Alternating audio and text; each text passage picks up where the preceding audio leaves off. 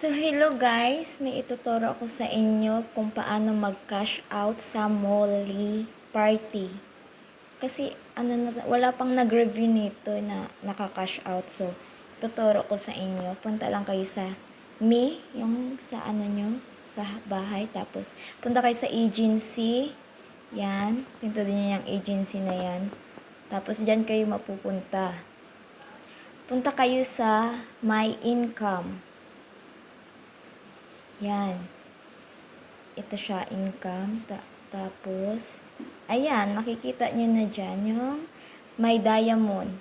Ang minimum cash out dito is $10.